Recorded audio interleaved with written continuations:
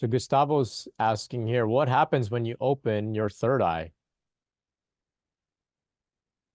Well, a variety of things can happen. Some of them may be subtle. Typically, the earlier stages, we begin to feel some sensations there, some pressure, maybe some heat, like Deborah was sharing earlier, a little bit of heat. You may get some mild, you could say, closed eye hallucinations, visuals. You may see in the most basic level hallucination, you may begin to just see a swirling, sort of blurry indigo color, which of course is the color of the third eye. This is where the colors come from. They were seen, right? So you may begin to see some colors there. Eventually, you may, at times, not always, and not for everybody, get some more clearer visions of particular instances. Maybe some things that just seem kind of like what they would call hypnagogic hallucinations, the kind of hallucinations that you may have prior to falling asleep, kind of just like random chaotic stuff that can begin to happen. You may get really tapped into your intuition as well, hearing messages, seeing messages, visions, heightened sense of intuition, of information coming from somewhere beyond the mind to the third eye. Memory can become incredibly enhanced visually,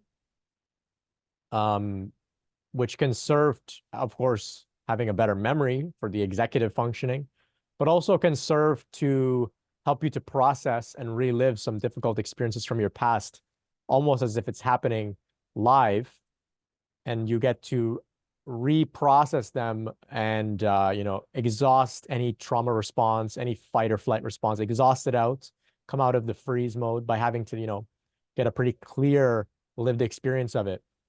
Maybe difficult, maybe scary, but this is one of the benefits of the third eye that I found for myself. I had a sort of life review, and I went through my life from as early as I could remember up until the present, and I went really deep into some traumatic experiences, some uncomfortable experiences, and I just allowed them to play themselves out before me in the visual field. And I abided in a state of meditation, and that helped me to process and heal and relieve some of those things. As well, the third eye can be used, of course, for some psychic phenomena, psychic abilities, to see things. Clairvoyance can occur. Not for everybody, not consistently. If it doesn't happen to you, nothing is going wrong per se. It's not something to chase. But you may get some abilities to see the past, see the future, see people's auras, look at a person and kind of get some information coming to you, maybe in the visual sense, but also just intuitively in general. So the third eye isn't just for visuals, it's also just for intuition in general. So that can happen. Third eye is also a gateway, a portal through which you're able to move out of and into other planes and realms and dimensions. Something else that may occur is a gateway and a portal. It's also used to see. Interesting things like this can happen.